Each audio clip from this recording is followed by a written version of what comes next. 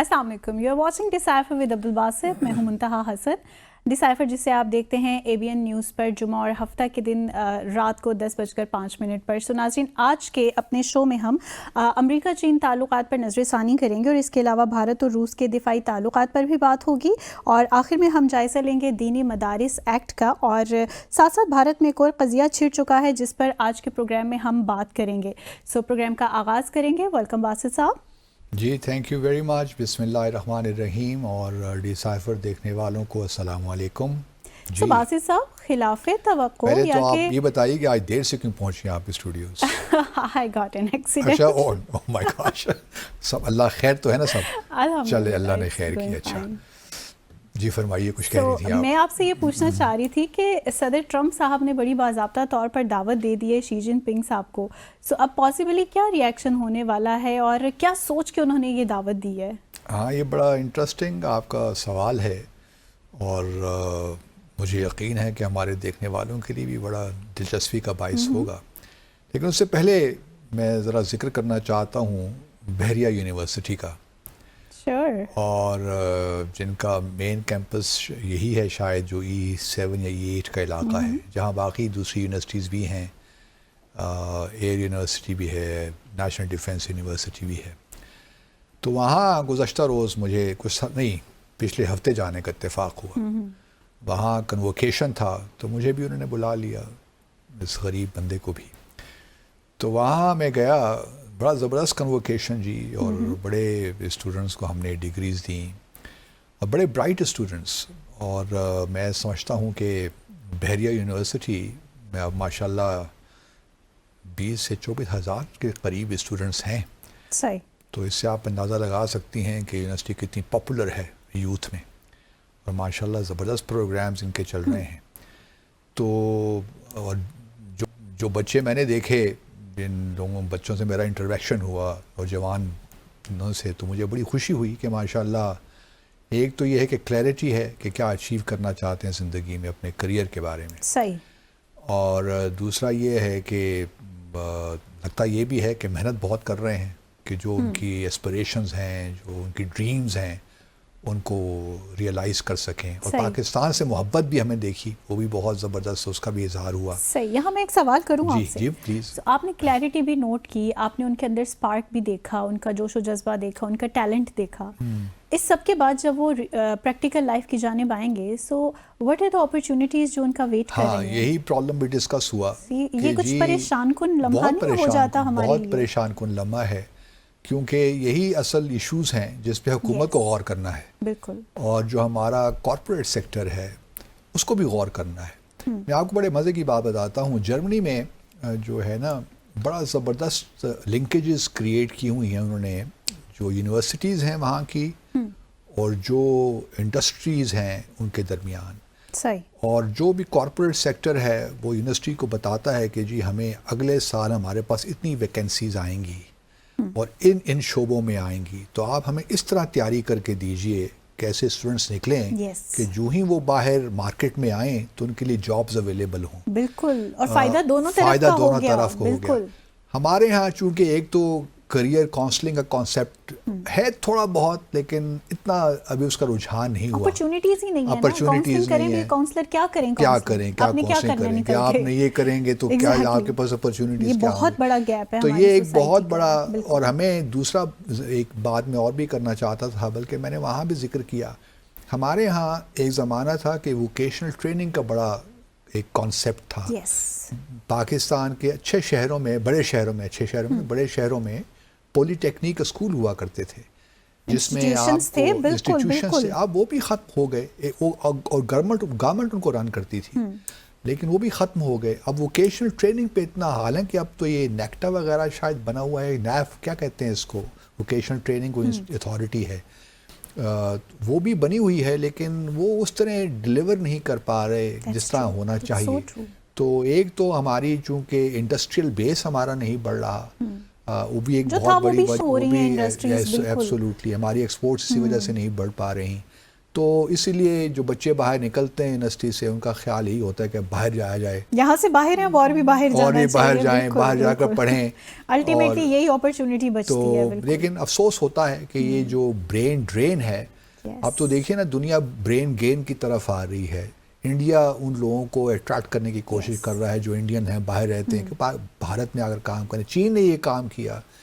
تو اب میرا خیال میں کہ اگر حکومتیں کوئی صحیح اپنا کام کریں تو شاید کوئی بات بن جائے. لیکن مجھے اس کنووکیشن میں جا کر خوشی ہوئی ایٹ لیسٹ کہ جو یوتھ ہے اپنے تئیں تو کلیئرٹی رکھتی ہے. اب یہ الگ بات ہے کہ جب مارکیٹ میں وہ آتے ہیں, جاب اپرچونٹیز کتنی ہیں, کن ایریاز میں, آیا ان کو اپنے جو انہوں نے پڑھا ہے اسی فیلڈ میں بھی جاب ملتی ہے کہ نہیں ملتی. ہمارے یہ بھی ایک معاملہ ہے نا کہ آپ نے MBBS کر لیا اور اس کے بعد آپ کو ہمارے اپنے پاس آپ نے پھر CSS کا ایگزام دے دیا اور آپ فورن سروس میں آ گئے یا پاکستان ایڈمنسٹریٹو سروسز میں چلے گئے.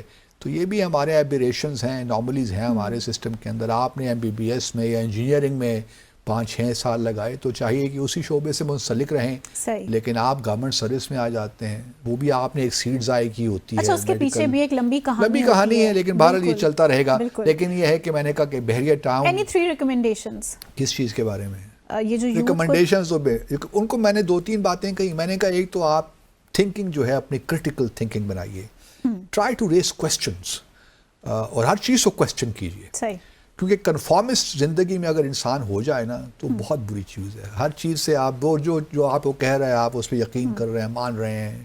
ٹھیک ہے, ایک سویلائز دائرے کے اندر رہ کر آپ کویسچن ضرور ریز کریں, اور یہ کرنا چاہیے. اسی طرح آپ کی کرٹیکل تھنکنگ ڈیولپ ہوگی, ایک ہیبٹ بن جائے گی کہ آپ ہر کویسچن ریز کر رہے ہیں ہر ایشو پہ. یہ نہیں. اور دوسرا میں نے ان کو کہا کمپلیسنٹ نہیں ہونا. زندگی جو آپ کمپلیسنٹ ہو جاتے ہیں تو پھر آپ میں وہ اسپارک ختم ہو جاتا ہے, وہ جو ایک لگن ہوتی ہے نا آگے بڑھنے کی وہ ختم ہو جاتی ہے. اور تیسری بات میں نے کہا کہ پاکستان کی قدر کریں. اپنی تقریر جو میں نے کی کہ پاکستان کو لوگ بہت سی خرابیاں ہیں, جس طرح بھی ہم ڈسکس بھی کر رہے ہیں, خرابیاں تو بہت ہیں, لیکن یہ ایک اللہ تعالیٰ کی بہت بڑی نعمت, آپ اس کا اندازہ نہیں کر سکتی.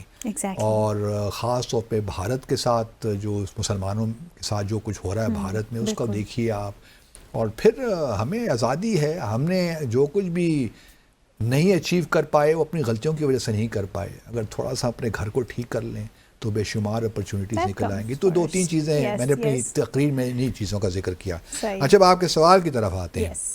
اچھا, بہت سے لوگ ابھی حیران ہیں اور پریشان ہیں, اور ابھی تک یہ آفیشیلی کنفرم نہیں ہو پائی یہ نیوز. یہ بھی میں آپ کو بتاتا چلوں کہ جی پریزیڈنٹ ٹرمپ نے صدر شی کو انوائٹ کیا ہے کہ آپ ہماری جو 20 جنوری کو اناگوریشن ہوگی وہ اٹینڈ کیجیے.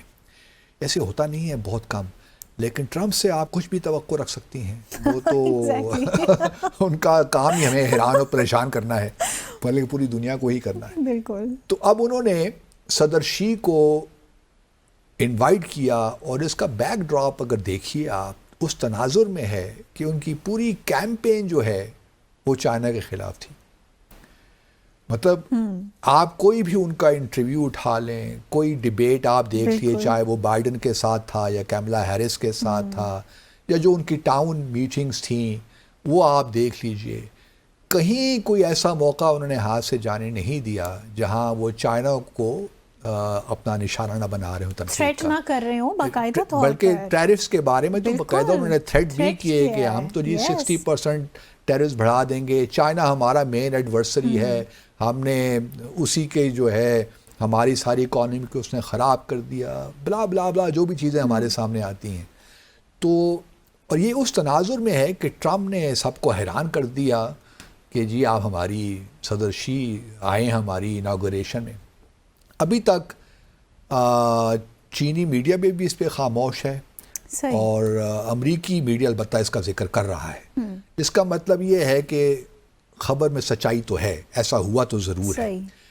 اب چونکہ آفیشلی جو ٹرمپ کا آفس ہے وہ بھی اس کو کنفرم نہیں کر رہا, لیکن آبویسلی انہوں نے لیک تو کیا ہے. وہ اس لیے کنفرم میرے خیال میں نہیں کر رہے کہ ممکن ہے کہ شی صاحب کہیں کہ میں نہیں آ سکتا, تو پھر بڑی امبیرسمنٹ ہے, وہ اس سے بات کر لیتے ہیں.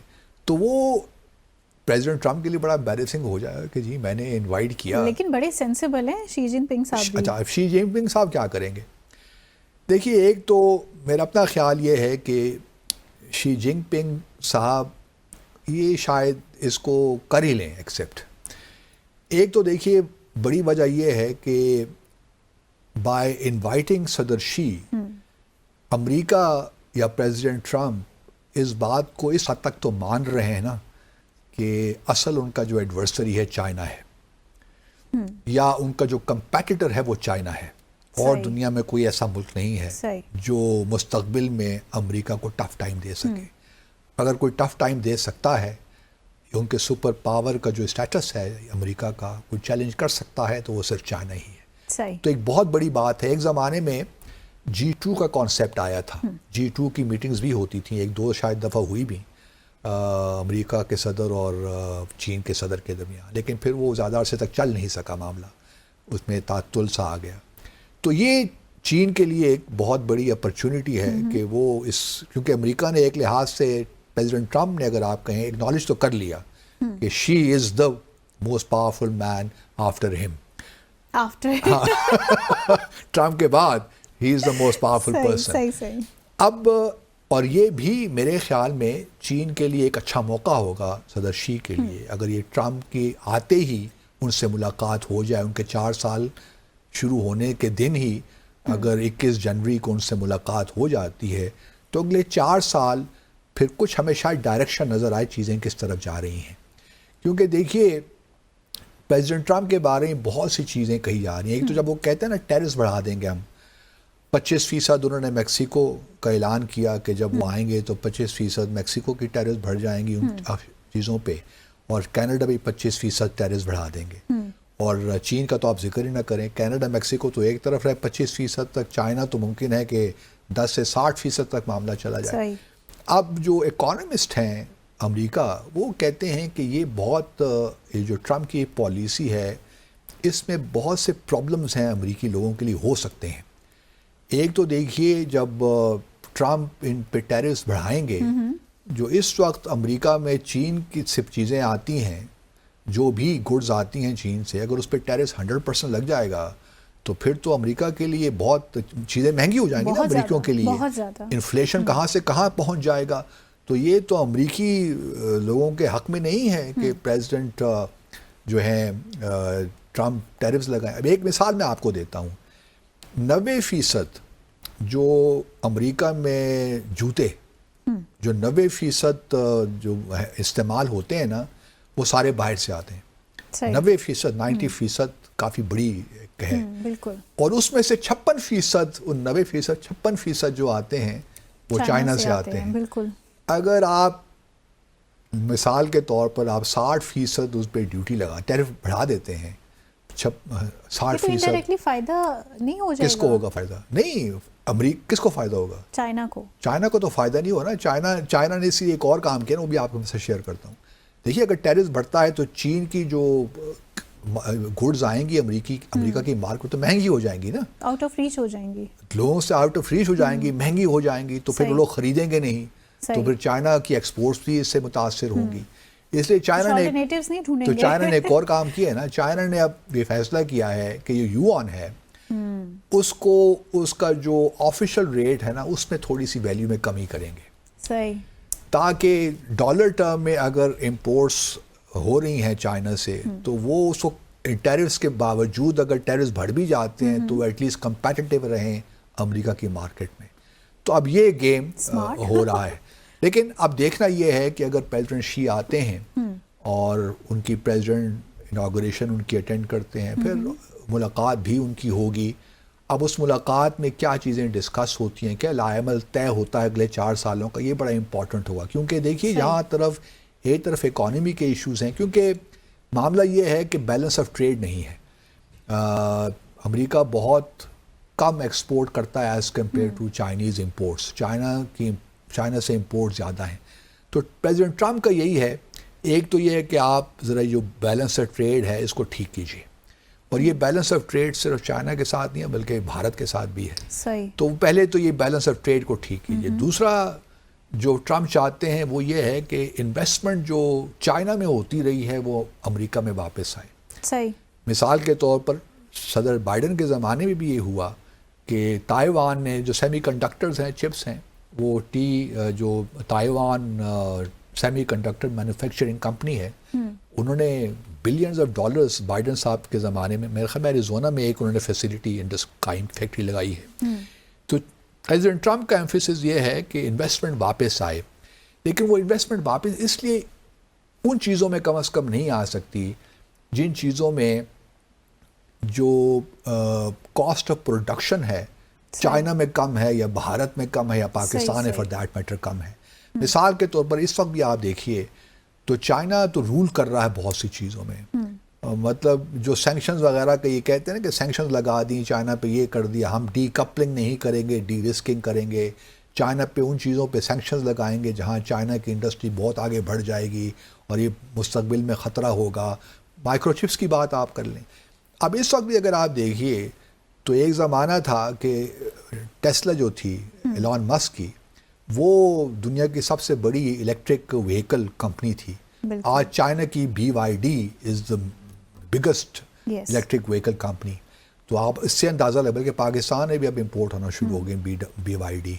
تو اس سے اندازہ لگا لیجیے کہ چائنا کہاں کھڑا ہے.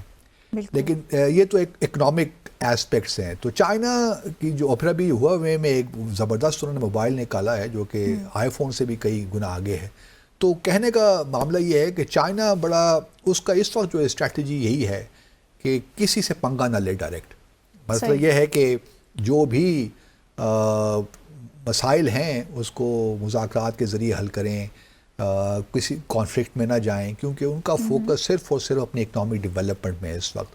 اسی وجہ سے جو تائیوان کا ایشو ہے اس پہ بھی وہ نہیں چاہیں گے کہ اننیسیسریلی امریکہ کے ساتھ ٹینشن کریٹ ہو, کیونکہ بائیڈن کے زمانے میں اگر آپ کو یاد ہو تو جو US کانگریس کی ہاؤس آف ریپریزنٹیٹیوز کی اسپیکر تھی نینسی پیلوسی, انہوں نے وزٹ بھی کیا تھا تائیوان کا. اس پہ بہت غصہ تھا چین میں.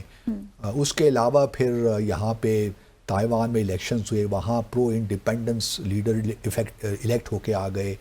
پھر یہ جو ایک اور ان کے پریزیڈنٹ تھے وہ خاتون تھیں, وہ انہوں نے شاید کسی ملک جانا تھا لیٹن ساؤتھ امریکہ میں, تو انہوں نے ٹرانزٹ کیا یہاں پہ امریکہ میں, وہاں بھی ملاقاتیں ان کی ہوئیں.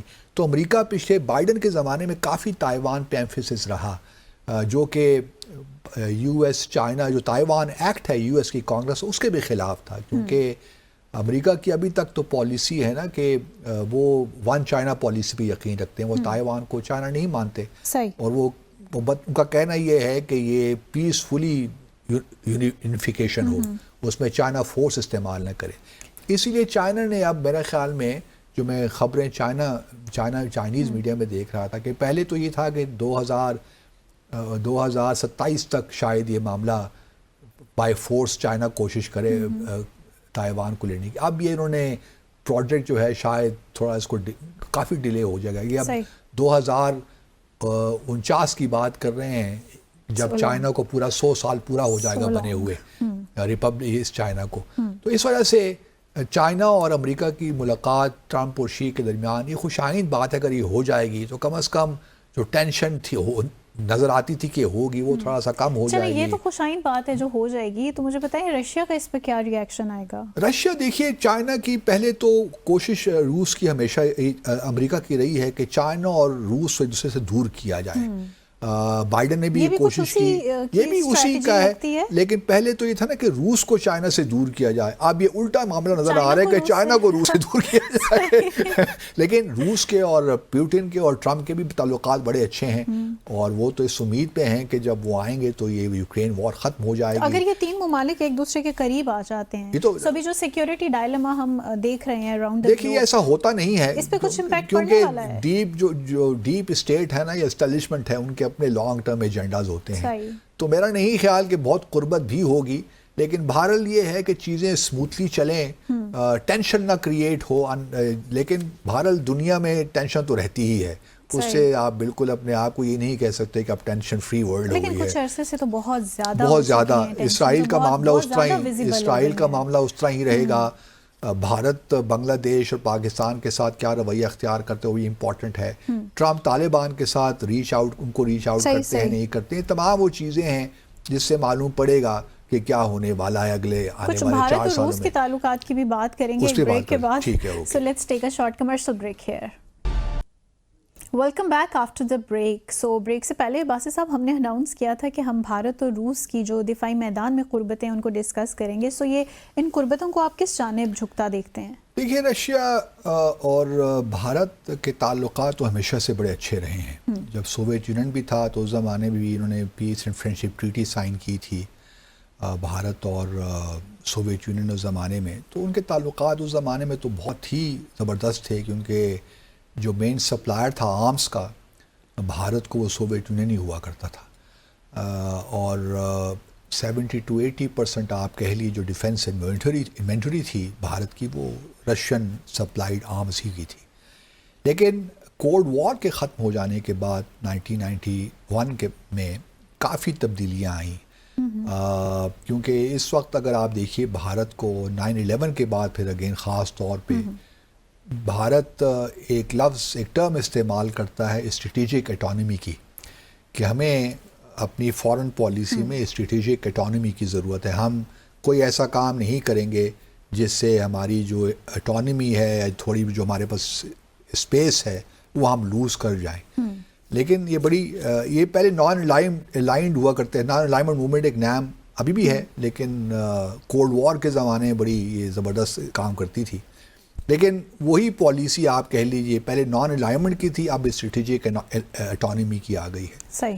اب اس اسٹریٹجک اٹانومی میں آبویسلی کولڈ وار کے بعد تو یونیپولر ورلڈ ہم نے دیکھی نا, جب صرف امریکہ ہی دنیا میں رول کر رہا تھا.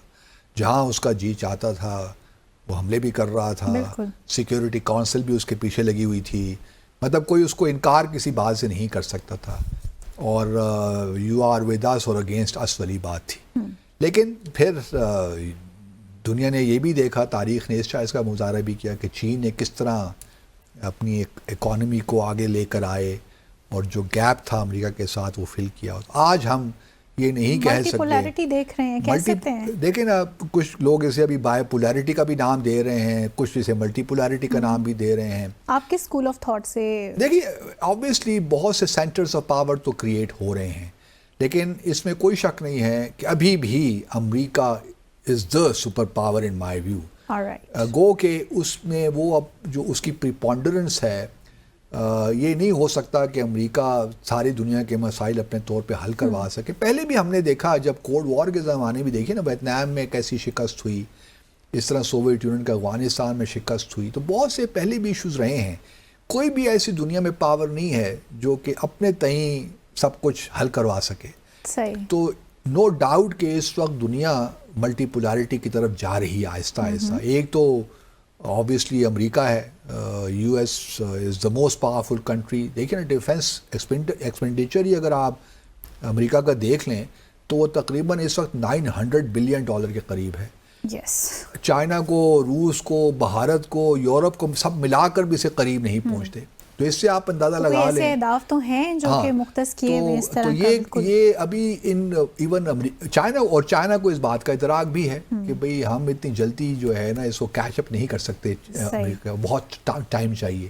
پھر آرٹیفیشل انٹیلیجنس اور بڑے چیزیں ہیں, کمپیوٹنگ, کوانٹم کمپیوٹنگ میں بہت چیزیں ہیں جو کہ امریکہ بہت آگے ہے ابھی. اس لیے امریکہ دیکھیے نا اس کا ایک ہمیشہ سے رہا ہے کہ برین گین, جہاں اچھے برینز ملتے ہیں اس کو اٹھا کے لائیے اور امریکہ میں سیٹل کروا دیجئے. تو یہ بھی تک جاری ہے معاملہ. اب سوال روس کا یہ ہے کہ ملٹی پولیرٹی کی طرف تو جا رہے ہیں, لیکن ایک برکس کے بارے میں ویسٹرن دنیا بہت خدشات پائے جاتے ہیں کہ برکس جو ہے وہ ایونچولی جو ہے امریکہ کی سپریمیسی کو چیلنج کرے گا. لیکن میں نہیں سمجھتا ریئلی اس بات کو. میں اس کو, کیونکہ برکس کے اندر اتنے اختلافات ہیں. چائنا اور بھارت ہی کو اگر آپ لے لیجئے, ان میں لینڈ ڈسپیوٹس ہیں, ابھی تک ان کے اپنے جو لائن آف ایکچوئل کنٹرول میں معاملات ہیں وہ طے نہیں ہو پا رہے. پھر وہ جو ایک ٹرسٹ ہونا چاہیے اس قسم کی آرگنائزیشنز کو, کیونکہ میں ہمیشہ یہ کہتا ہوں کہ بڑی کمزور فاؤنڈیشنز پہ نا, ویک فاؤنڈیشنز پہ, اور وہ فاؤنڈیشنز ہوتی ہیں ملکوں کے بائیلیٹرل تعلقات کی. True. اگر بائیلیٹرل تعلقات ملکوں کے ٹھیک نہ ہو تو اس کی بنیاد پہ آپ علاقائی یا ریجنل تنظیمیں, اچھی تنظیمیں نہیں کھڑا کر سکتے, ڈیلیور نہیں کر سکتے. تو یہی وجہ ہے کہ برکس, باتیں تو بہت بڑی بڑی ہیں, ابھی تک برکس کا کوئی ہمیں کوئی سیکریٹریٹ نہیں ہے, برکس کا برکس کا کوئی سیکریٹریٹ بھی نہیں ہے. شنگھائی کوآپریشن آرگنائزیشن کا تو ہے لیکن برکس کا کوئی سیکریٹریٹ نہیں ہے, کوئی ہیڈ کوارٹرز نہیں ہے. تو اس وجہ سے برکس کبھی اس مقام تک نہیں پہنچا جو ٹرمپ, تو یہ خیر ریٹرک ہے نا کہ برکس کرنسی آ جائے گی تو یہ ہو جائے گا وہ ہو جائے گا, ایسی کوئی بات نہیں ہے. لیکن بھارت نے آبویسلی ان کی اپنی ایک پالیسی ہے, جہاں کولڈ وار کے زمانے میں سوویت یونین پہ ڈپینڈنس تھی, بہت سے آرمز لیتے تھے, 70-80% کا میں نے ذکر کیا, اب وہ کم ہو کے 36% رہ گئی ہے. تو پچھلے آپ کہہ سکتی ہیں کہ 1991 سے لے کر اب تک 30 سالوں میں بھارت نے اپنا جو آرمز ایکوزیشن ہے اس کو ڈائیورسیفائی کیا ہے. اس کو امریکہ سے بھی اب لے رہے ہیں, فرانس سے بھی لے رہے ہیں. دیکھیے نا, امریکہ سے تو ابھی یہ جو ان کے ڈرونز, ابھی انہوں نے اس کا بھی ایگریمنٹ ان کا ہونے جا رہا ہے. اس طرح جو ہے رافیل طیارہ فرانس سے لے رہے ہیں جو فائٹر جیٹ ہے.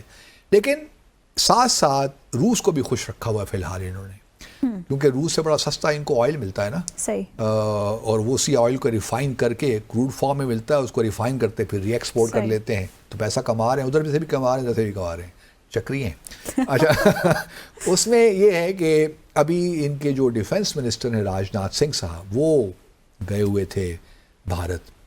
ان کا ایک ہے, اللہ بھلا کرے آپ کا, ایک ملٹری کوآپریشن کمیشن ہے, India Russia military and technical commission ہے, انٹر گورنمنٹل کمیشن ہے. تو اس کی میٹنگز ہوتی ہیں, میرے خیال 21 سے 22 میٹنگ تھی یہ, جس کو اٹینڈ کرنے گئے ہوئے تھے. تو رشیا میں یہ بھی آپ کو بتاتا چلوں کہ پچھلے جب سے یوکرین وار شروع ہوئی ہے تو بھارت کچھ پرابلمز فیس کر رہا ہے, کیونکہ اس کو وہ اسپیئرز نہیں مل رہے, سخوئی جو ان کا فائٹر جیٹ ہے اس کے لیے, اسی طرح جو T-90 مین بیٹل ٹینک ہے اس کے اسپیئرز نہیں مل پا رہے. پھر جو S-400 میزائل ڈیفنس سسٹم جو انہوں نے لیا ہے, 5 کا ایگریمنٹ تھا, 3 تو مل گئے بیٹریز, 2 ابھی تک نہیں مل پا رہی, جو کہ اب رشیا نے راجناتھ سنگھ صاحب سے کہا ہے کہ ہم آپ کو 2026 تک دے دیں گے, کیونکہ ہماری بڑی انوالومنٹ ہے یوکرین میں, تو ہم ابھی افورڈ نہیں کر سکتے آپ کو وہ سسٹم دینے کا. تو دیکھتے ہیں کہ 2026 تک ملتے ہیں کہ نہیں ملتے, یہ بھی ایک بہت بڑا ایشو ہے. ابھی ایک اور بھی انہوں نے جو ہے ایک اور ایگریمنٹ بھی سوچ رہے ہیں راجناتھ سنگھ صاحب. ورونیج ایک رڈار سسٹم ہے اور یہ بڑا زبردست سسٹم ہے, کچھ اس کی میں نے معلومات تو اکٹھی کی ہیں. یہ تقریباً آپ کہہ سکتی ہیں کہ 8000 کلومیٹر ورٹیکل چیز ہے نا, اس کو دیکھ سکتا ہے بلندی پر, ڈیٹیکٹ کر سکتا ہے یہ ریڈار, اور 5000 ہاریزونٹلی, مطلب 5000 کی دوری تک. تو اس سے آپ اندازہ لگائیں کہ کتنا زبردست ریڈار سسٹم ہوگا. تو اس کو حاصل کرنے کے لیے اب بھارت کوشش کر رہا ہے کہ کس طریقے سے یہ ورونیج ریڈار سسٹم اس کو مل جائے. تو اس سے بھی ایک اور بھی آپ کنکلوژن ڈرا کر سکتی ہیں کہ بھارت کتنی تیزی کے ساتھ چین کے خلاف اور پاکستان کے خلاف اپنی جو ملٹری کیپیبلٹیز ہے اس کو بڑھا رہا ہے. ایک تو اکانومی میں ابھی کوئی تھوڑا بہت پرابلم ان کو ہوا ہے, جو گروتھ ریٹ وہ ایکسپیکٹ کر رہے تھے وہ ان کو نہیں مل پا رہا.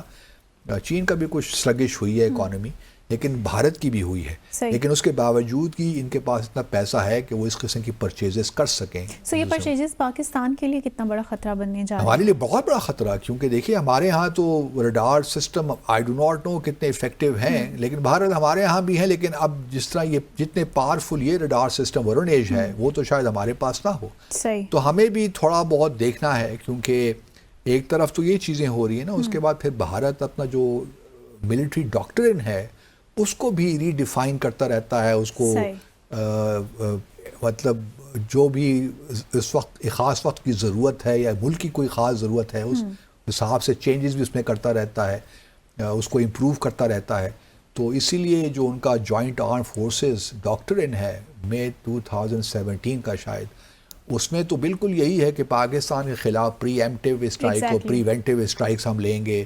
اس میں انہوں نے اس ڈاکٹرن میں انہوں نے اپنے منیمم کا لفظ، ہمارے پہلے دونوں ممالک یہ ٹرم استعمال کرتے تھے کہ ہم اپنا جو ہے ڈیٹرنس کو کریڈیبل رکھیں گے لیکن منیمم لیول پہ. پاکستان کی تو ابھی بھی یہی پالیسی ہے نا کہ ہمارا فل اسپیکٹرم ڈیٹرنس ہے but at the minimum level. لیکن بھارت نے منیمم کا لفظ اتار دیا ہے. ان کا بھی یہ ہے کہ آل آؤٹ جی ہم جائیں گے، جو ابھی ہم آرمز ریس ہوتی ہے تو بھلے ہو، کیونکہ ان کو پتہ ہے کہ پاکستان شاید اس طرح مقابلہ نہ کر سکے. لیکن ہماری اپنی اسٹرینتھس ہیں دیکھا جائے تو، ایسی کوئی بات نہیں ہے کہ ہم بالکل ہی مطلب ہمارا ڈیٹرنس ختم ہو گیا ہے، کیونکہ ہم نے دکھایا تھا بالا کوٹ کے بعد کس طرح ہم نے ریئیکٹ کیا تھا. تو اس سے بھارت کو یہ اندازہ تو کم از کم ہو گیا ہوا کہ پاکستان کہاں کھڑا ہے.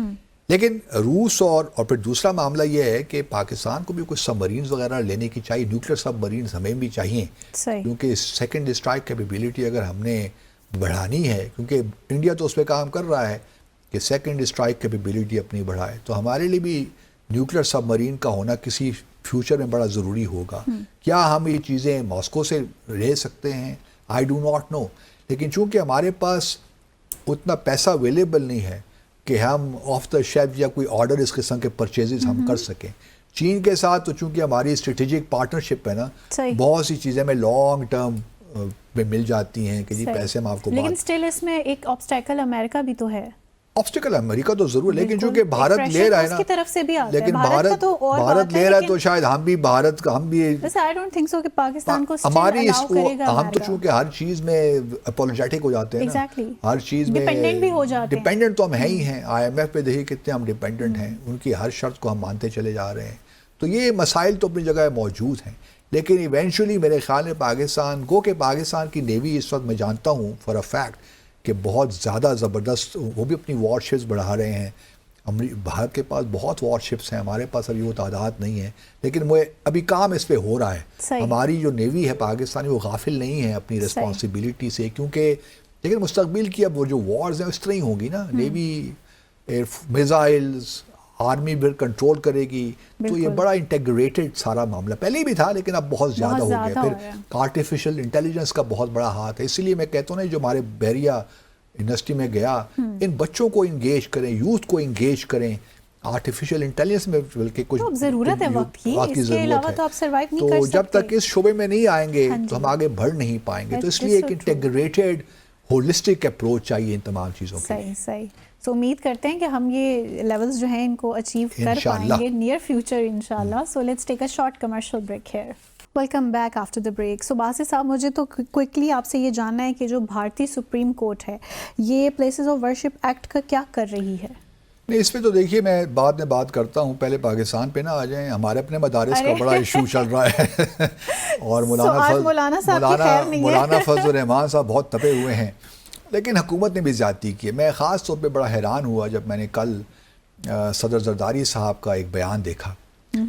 اسی جو یہ سیمنریز جو بل ہے نا، یہ کیا اس کو کہتے ہیں، رجسٹریشن آف سیمنریز بل، یہ اکتوبر میں ہماری پارلیمنٹ نے اس کو پاس کیا تھا اسی سال. صحیح. اور یہ بل پاس ہو کے جس میں اس پروسیس میں ساری حکومتی پارٹیاں بھی شامل تھیں، اس میں پیپلز پارٹی بھی شامل تھی، PMLN بھی تھی، باقی بھی سارے، تو بل پاس ہو گیا اور یہ پریزیڈنٹ صاحب کو بھجوا دیا گیا کہ آپ اس پہ دستخط کر دیجئے. تو بس کافی ہے نا، تو یہی ہوتا ہے. آرٹیکل 75 کے بعد آرٹیکل 75 جو پاکستان کا کانسٹیٹیوشن ہے، اس میں پریزیڈنٹ نے 10 دن کے اندر سائن کرنا ہوتا ہے، اور یا پھر یہ ہوتا ہے کہ کوئی سجیسشنز ہوں، کوئی ریکمنڈیشنز ہوں تو 10 دن سے پہلے وہ پارلیمنٹ کو واپس بھجوا دیتے ہیں کہ آپ یہ کائنڈلی کنسیڈر کر لیجئے، میری ریویو کر لیں. تو اسپیکر نیشنل اسمبلی کو چلی جاتی ہیں. اچھا، پریزیڈنٹ صاحب کو جب یہ بل ملا تو انہوں نے دستخط نہیں کیا اس کے اوپر اور وہ واپس بھجوا دیا. اب یہ کہاں بھجوایا؟ فضل الرحمان صاحب کی پارٹی تو یہی کہہ رہی ہے کہ اسپیکر نیشنل اسمبلی کو نہیں بھجوایا. اچھا، اب مجھے نہیں معلوم، سچی بات ہے کہ اس کو بھجوایا، لیکن انہوں نے کچھ ریکمنڈیشنز دیں، کوئی سجیسشنز دیں کہ آپ ان کو ایکوموڈیٹ کر لیں تو پھر یہ بل بڑا زبردست ہو جائے گا. تو پارلیمنٹ نے یہ بھی کر لیا اور اس کے بعد پھر دوبارہ بل بھجوا دیا پریزیڈنٹ کو کہ اب آپ سائن کر لیجئے. اب اس میں اب یہی ہے کہ پریزیڈنٹ صاحب نے کل دوبارہ اس میں مزید اس پہ آبجیکشنز لگا دیے. ان کا کہنا یہ ہے کہ جی جو اللہ بھلا کرے، یہ کچھ 1860 کا جو سوسائٹیز رجسٹریشن ایکٹ ہے 1860 کا، یہ کیونکہ یہ جو بل آیا نا بھی اس میں امینڈمنٹ کا ہی ہے، تو 1860 کے قوانین ابھی تک پاکستان میں لاگو ہیں، یہ دیکھ لیجیے آپ۔ تو ان کا کہنا یہ ہے کہ یہ جو نیا بل لائے ہیں آپ لوگ، اس میں بڑے پرابلمز ہو سکتے ہیں، یہ سوسائٹیز ہے، سائٹیز کا ایکٹ ہے، اس میں مدارس کا مینشن نہیں ہے، اور پھر یہ پروونشل سبجیکٹ ہو گیا ہے، اسلام آباد ٹیریٹری کا ایک اور الگ ٹرسٹ ایکٹ ہے 2020 کا، اس سے یہ پھر کانفلکٹ میں آ جائے گا۔ تو انہوں نے بہت سے، چلیے میں کچھ دیر کے لیے مان لیتا ہوں کہ ساری باتیں وہ ٹھیک کر رہے ہیں، صحیح۔ مجھے ابھی تک یہ سمجھ نہیں آیا ہے کہ زرداری صاحب نے یہ ساری باتیں کرتے کرتے کرتے ایک دم ہی FATF کا ذکر کر دیا کہ جی یہ تو دنیا کے کان کھڑے ہو جائیں گے، دنیا کو بڑا کنسرن ہوگا، اور منی لانڈرنگ ہوگی اور ٹیرر فائنینسنگ ہوگی، اس قسم کی باتیں بھی انہوں نے چھیڑ دیں۔ مطلب یہ امپریشن آپ کیوں دے رہے ہیں کہ ہمارے مدارس جو ہیں وہ ان کاموں میں انوالوڈ ہیں؟ صحیح۔ یہ صدر کو یہ میرے حساب سے نہیں تھا مناسب ان کے لیے کہ وہ FATF کا ذکر کرتے۔ باقی آپ نے جو کچھ کہنا ہے آپ کہیے، یا جو بھی آپ نے لیک کیے ہیں اپنی آبزرویشنز آپ کیجئے، لیکن کم از کم اپنے انوارنٹڈ قسم کی چیزیں تو آپ دنیا کی اٹینشن تو اس طرح مبذول مت کروائیے نا کہ آپ یہ جو بل پاس کر رہے ہیں کہ آپ FATF کا خواہ ذکر کریں، اور کل کلاں کو جوائنٹ سیشن اب سنا ہو رہا ہے پارلیمنٹ کا 17 شاید اسی ماہ ہو رہا ہے، اگر اس میں پارلیمنٹ اس کو اپروو کر دے گی اس بل کو، تو پھر کیا FATF جو آپ صدر صاحب نے بات کی ہے وہ کیا درست تھی کہ اب FATF کو آ کے دیکھنا چاہیے اس بل کو، اس ایکٹ اگر یہ بن جاتا ہے؟ لیکن میں اپنا خیال یہ ہے کہ اگر جوائنٹ سیشن بلایا ہے تو شاید حکومت کا بھی اس وقت مزاج یہ نہیں ہے یا ارادہ یہ نہیں ہے کہ وہ اس بل کو پاس کروائیں، کیونکہ اب پریزیڈنٹ صاحب نے تو واپس بھجوا دیا ریکمنڈیشنز کے بعد۔ اب جوائنٹ سیشن اسی لیے بلایا گیا ہے کہ اس بل کو یا تو رد کر دیں یا دوبارہ پاس کر دیں، اور دوبارہ اگر پاس ہو گیا تو پھر یہ قانون بن جائے گا، پریزیڈنٹ اس کو اپروو کرتے ہیں کہ نہیں کرتے، بات ختم ہو جائے گی۔ لیکن مجھے لگتا ہے کہ اگر جوائنٹ سیشن بلایا ہے تو پھر یہ فضل الرحمان صاحب کے لیے ایک بڑی سیاسی طور پہ میں سمجھتا ہوں کہ ان کے لیے ایک امبیرسمنٹ تو ہوگی، کیونکہ یہ بل مطلب تمام لوگوں کی ایک مشترک، اور پھر آپ کہتے بھی ہیں کہ ہمیں مدارس کو اسٹریم لائن کرنا ہے، مین اسٹریم میں لانا ہے، مین اسٹریم میں لانا ہے، ان کو کنٹمپرری ایجوکیشن بھی دینی ہے، تو یہ کیوں پھر نہیں کر رہے؟ مجھے سمجھ نہیں آتی۔ لیکن بہرحال ہر کسی کے اپنے اپنے انٹرسٹ ہیں یہاں پہ۔ مولانا فضل الرحمان شاید پولیٹیکلی امبیرس بھی کرنا چاہتی ہے حکومت، کیونکہ مولانا صاحب نے دھمکی دی ہوئی ہے نا کہ اگر نہ ہوا تو میں تو چھوڑوں گا نہیں، اس پہ کوئی کمپرومائز نہیں ہو سکتا، اور نہ دوبارہ اس سے مذاکرات ہو سکتے ہیں، کیونکہ انہوں نے مذاکرات کے تمام دروازے بھی بند کر دیے اس پہ، کیونکہ انہوں نے کہا کہ ہم نے اس پہ بڑی سیر حاصل گفتگو کی ہے، اور یہ تمام پارٹیز اس میں موجود تھیں، اور اس کے بعد اس پہ اتفاق بھی ہوا تھا، تو اب تو کوئی گنجائش ہی نہیں ہے کہ اس میں ہم کوئی مزید امینڈمنٹس کر سکیں۔ اور ہم نے ایک بار امینڈمنٹس کر بھی لیں، جو پریزیڈنٹ کے پہلے جو بھی ان کی ریکمنڈیشن تھی وہ بھی ہم نے تسلیم کر لیں، تو اب تو گنجائش ہی نہیں ہے کہ اس پہ ہم دوبارہ بات کریں۔ تو اس وجہ سے اب یہ معاملہ دیکھتے ہیں کہ 17 دسمبر کو پریزیڈنٹ صاحب اب اس کو کنوین کرتے ہیں میٹنگ، جوائنٹ سیشن کا، پارلیمنٹ کا سیشن ہونے دیتے ہیں، وہ تو ہو ہی جائے گا ہوپ فلی، کیونکہ پریزیڈنٹ کانٹ سے نو، جب ریکویسٹ پرائم منسٹر سے آ جائے یا تو پھر یا نیشنل اسمبلی سے، تو پھر وہ بہرحال جوائنٹ سیشن ہوتا ہی ہے۔ تو لیٹس سی کہ کیا ہوتا ہے، لیکن ایک انٹرسٹنگ سی سچویشن بنتی جا رہی ہے۔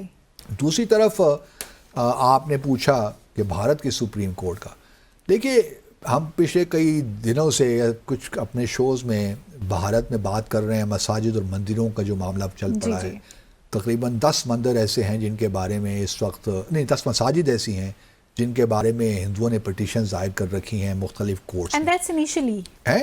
ابھی ہے، بعد میں یہ 10 سے سینکڑوں بن جائیں ہمیں نہیں معلوم، 10 سے 100 اور 100 سے، تو کیونکہ بے شمار مساجد ایسی مل جائیں گی جو کہ ہندو کلیم کریں گے۔ اور ہم نے اپنے ناظرین کو یہی بتایا تھا کہ ایک پلیسز آف ورشپ ایکٹ بھی ہے 1991 کا۔ اب مسئلہ یہ ہو گیا ہے کہ، اور میں نے پہلے بھی بتایا تھا آپ کو بھی ناظرین کو بھی، کہ جو سارے پرابلم شروع ہوئے نا بابری مسجد سے شروع نہیں ہوئے، سچی بات یہ ہے، کیونکہ بابری مسجد کو اس ایکٹ میں ایگزیم کر دیا گیا تھا، کیونکہ اس زمانے میں بھی اس کے بارے میں یہ معاملہ سب جوڈس تھا، کہیں نہ کہیں یہ تنازع تھا اس مندر کے بارے میں، رام مندر کے بارے میں، اس لیے اس ایکٹ سے اس کو نکال دیا گیا تھا۔ لیکن باقی جتنی بھی عبادت گاہیں ہیں بھارت میں وہ تمام اس ایکٹ کے تحت آتی ہیں۔ صحیح۔ اب اور جو پرابلم شروع ہوا وہ شروع کیا جو سابق صدر چیف جسٹس ہیں بھارت کے چندرچوڈ صاحب، انہوں نے گیان وپی جو مسجد ہے وارانسی میں، اس کو کہہ دیا کہ جی ہاں اس کا بھی آپ آرکیولوجیکل سروے کروائیے اور ڈٹرمن کیجئے. ایک پٹیشن آئی تھی، اس کے جواب میں انہوں نے اس کو اجازت دی. حالانکہ ان کو کہنا چاہیے تھا کہ 1991 کا ایکٹ ہے، پارلیمنٹ کا ایکٹ ہے، آپ کوئی بھی کسی ہم عبادت گاہ کو متنازع نہیں بنا سکتے. جو ہو گیا 1947 سے پہلے وہ ہو گیا، اس کے بعد کی کہانی اگر ہے تو بتائیے ہمیں. اچھا، انہوں نے تو یہ فیصلہ کر لیا. اب جو نئے جو آئے ہیں چیف جسٹس سنجیو کھنہ صاحب، انہوں نے یہ دیکھا کہ بھئی یہ تو لوور کورٹس 1991 ایکٹ کے خلاف کام کر رہی ہیں، پٹیشنز کو سن رہی ہیں، لے رہی ہیں. تو انہوں نے ایک پابندی لگا دی کہ جی جب تک ہم فیصلہ نہیں کریں گے اس وقت تک آپ یہ کوئی بھی لوور کورٹ جو ہے وہ کیس نہ لے کسی مسجد کے خلاف بھی. اسی دوران کیا ہوا کہ ایک پٹیشن آ گئی سپریم کورٹ میں. انہوں نے اس 1991 کے ایکٹ کو ہی چیلنج کر دیا کہ یہ انکانسٹیٹیوشنل ہے. انہوں نے کہا کہ یہ غیر آئینی ہے، یہ تو قانون بالکل غیر آئینی ہے، اس قانون کو اٹھا کے باہر پھینک دیجیے آپ، کیونکہ یہ تو ہندوؤں کے جو بنیادی حقوق ہیں اس کو سلب کر رہی ہے. ہم کہہ رہے ہیں کہ جی ہمارا یہاں مندر تھا، غزنوی آیا، ابدالی آیا، ظہیر الدین بابر آیا، شاہ جہاں آیا، یہ تو سارے غیر ملکی لوگ تھے. انہوں نے آ کے ان کو کون بتائے کہ شاہ جہاں بھی بھارت میں ہی پیدا ہوا تھا یا بر صغیر میں ہی پیدا ہوا تھا، عالمگیر بھی یہیں پیدا ہوا تھا. تو وہ آپ کس طرح اس زمانے میں تو فتوحات ہی ہوتی تھی نا، تمام دنیا اس طرح ہی چلتی تھی، فتوحات ہوتی تھیں، جو فتح کر لے وہی جو امیر ہو جایا کرتا تھا. تو اس میں بھارت اب یہ ایک نئی بحث چھڑ گئی ہے وہاں پہ کہ جی یہ قانون جو ہے the places of worship act 1991 یہ تو غیر آئینی ہے، کیونکہ یہ فنڈامنٹل جو ہمارے بنیادی حقوق ہیں اس کو سلب کر رہا ہے. تو اس کو تو آپ اٹھا کے باہر پھینک دیجیے. اب سپریم کورٹ نے یہ فیصلہ کرنا ہے، کیونکہ جو نئے جج ہیں وہ آپ دیکھتے ہیں کہ وہ کیا فیصلہ کرتے ہیں. لیکن بہرحال یہ ایک نئی سچویشن کریٹ ہو گئی ہے، اور میں سمجھتا ہوں کہ بی جے پی کی جو حکومت ہے وہ چاہیے کہ اس کو جو سپریم کورٹ ہے فارغ ہی کر دے، کیونکہ یہ میرے خیال میں یہ جون میں کانگریس کی حکومت تھی، اس زمانے میں یہ قانون آیا تھا. تو بی جے پی تو اس پہ کھیلے گی نا کہ ہم نے دیکھیے ایک جو اینٹی ہندو قانون تھا اس کو ہم نے ختم کر دیا، وہ پھر وہ ہندوتوا کارڈ لے کر آ جائیں گے. ابھی اتر پردیش کے الیکشنز آئیں گے، وہاں ان کو چاہیے، کیونکہ سارے زیادہ تر معاملات اتر پردیش میں ہی چل رہے ہیں، تو اس وجہ سے ان کو بھی سوٹ کرتا ہے کہ اگر اس کو اسٹرائک ڈاؤن کر دے سپریم کورٹ، یہ ڈکلیئر کر دے کہ جی ہاں یہ تو قانون جو بنا تھا 1991 میں یہ بالکل غیر آئینی تھا. حالانکہ 2019 کی اگر آپ ججمنٹ نکال کے دیکھیے جو کہ سپریم کورٹ نے دی ہے بابری مسجد کے حوالے سے، کیونکہ یہ پٹیشن ہی بڑے عرصے سے چل رہی تھی، اس میں انہوں نے اسی 1991 ایکٹ کا بھی ذکر کیا ہے، اور اس کو یہ نہیں کہا، اس کو کہا کہ یہ ویلڈ ہی، انہوں نے اس کو ویلڈ ہی قرار دیا اس قانون کو.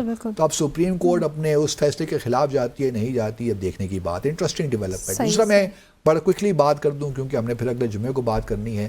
پی سی بی فائنلی جو ہے نا وہ اس نے اب ساری کہانی رہ گئی ہے. فیصلہ کیا ہو گیا جی کہ پی سی بی جو چیمپئنز ٹرافی ہے ہائیبریڈ ماڈل پہ ہوگی، انڈیا پاکستان آ کے نہیں کھیلے گا، لیکن 2026 میں جو ہے T20 جو کو ہوسٹ کر رہا ہے سری لنکا اور بھارت، وہ پاکستان اپنے میچز سری لنکا میں کھیلے گا، لیکن اگر پاکستان سیمی فائنل اور فائنل میں پہنچ جاتا تو پھر انڈیا میں جا کر کھیلے گا. تو یہ پاکستان انشاءاللہ تعالی اور عزیز یہ پروپوزل مان لے گا اور ہم اس کو اپنی بڑی فتح قرار دیں گے، کیونکہ 2027 کے بعد ویمنز ٹرافی جو ہے وہ پاکستان میں ہمیں دیا، لالی پاپ دیا گیا کہ آپ کو یہ ہم پاکستان میں منعقد کروا دیں گے. اور پھر بھارت پھر یہی کہے گا کہ ہم اپنی ٹیم یہی بھیجواتے ہیں نا، اور ہم پھر کچھ اس طرح کی باتیں کر کے جو ہے پھر بیٹھ جائیں گے. اور اسی کے ساتھ آج کے پروگرام کا وقت یہاں اختتام پذیر ہوا چاہتا ہے. آپ سے ملاقات ہوگی انشاءاللہ اگلے ہفتے. ٹل دین ٹیک کیئر، خوش رہیے، خوشیاں بانٹتے رہیے. منتہا حسن کو اجازت دیجیے. خدا حافظ.